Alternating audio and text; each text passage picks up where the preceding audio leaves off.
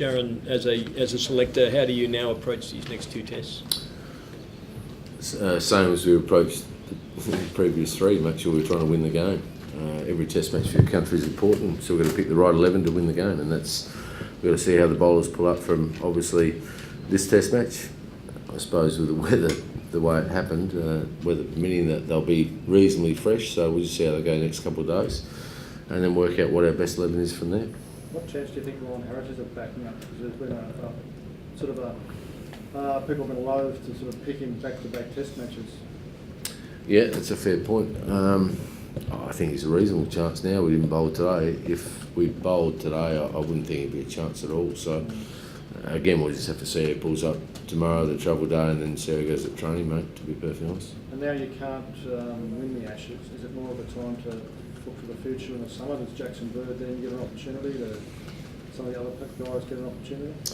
I still think it's a test match, so you've got to pick your best 11. If Jackson's in that 11, then he's a chance to play. For us, you always got to look ahead, I suppose, now. But for us, the most important thing is actually backing that performance up again from the previous. The last 5 days we've been outstanding, putting under pressure, and we would have won the test match. So quite comfortable with that. For us, it's now backing that up again and actually finishing the game off. Momentum changes quickly in all games, but in cricket certainly. Do you think it has changed in this series now? Well, we're not going to lose 5-0, so that's a start. Indeed, apparently, a few of their players want us to lose 5-0, is that right? 50 at Lords, didn't they? Yeah, they won. Yeah, they did. We played poorly, and we probably won by a similar amount. Yeah. Well, do you think it has shifted? I think it's shifted, but only time will tell that, won't it? How we play next week, we've got to back that up again. And consistency, they've been quite consistent, I suppose. We've got a younger group, and we need to be that consistent. If we do that, then we'll be fine. I was going to ask that one actually. Well, I'm done. You're easy. I've got another one after you. Yeah, Darren, obviously England retaining the series is disappointing, but can you save the series from being a failure for you guys?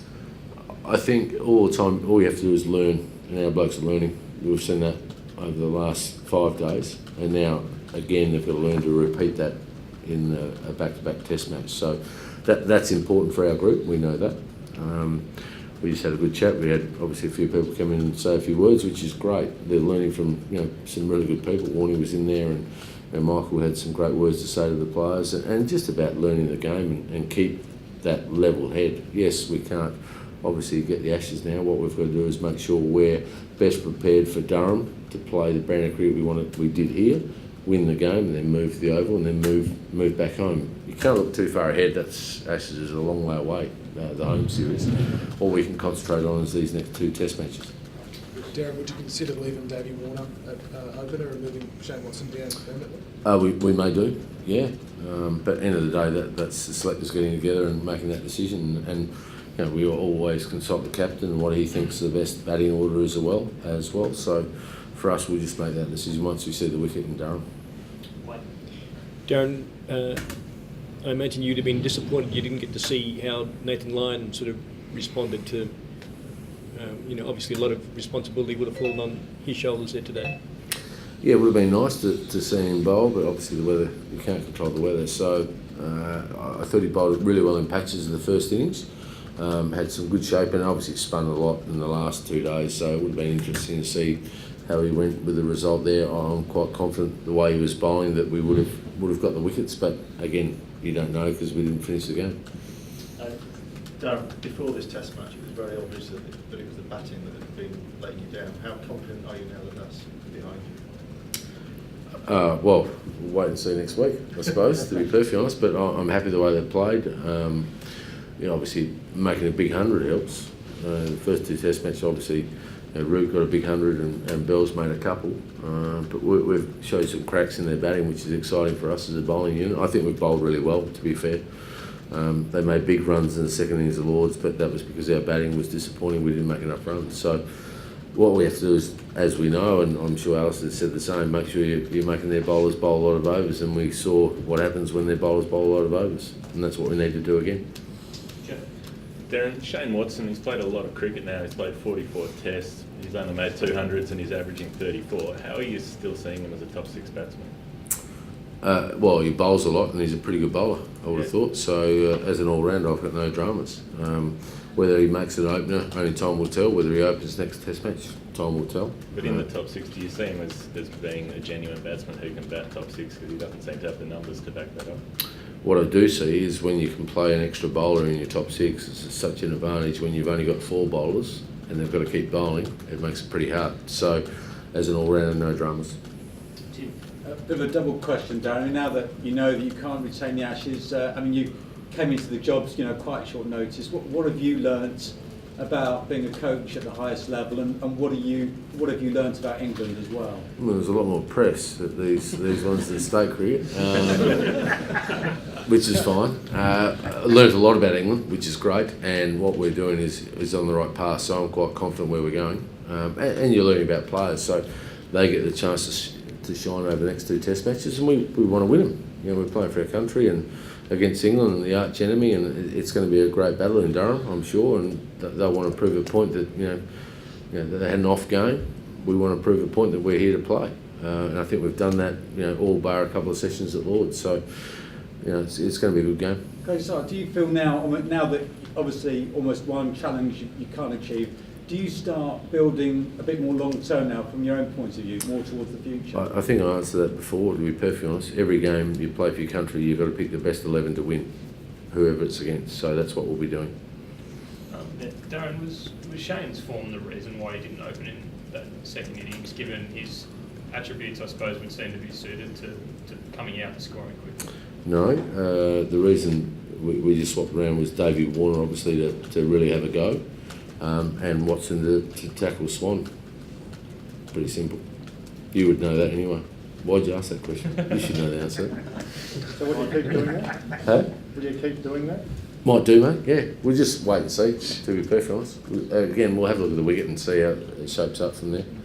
Yeah, there's all options now. Because it looks better with the top 3 left-handers, the 3 left-handers at the top away from Swan, and then the right-handers. Yeah, there's a lot of things that look good. Again, we'll have to wait and see what happens. Doing a lot of waiting, aren't we? I know, I do apologise for that. Normally we're pretty good with our sides. I do apologise to the press for that.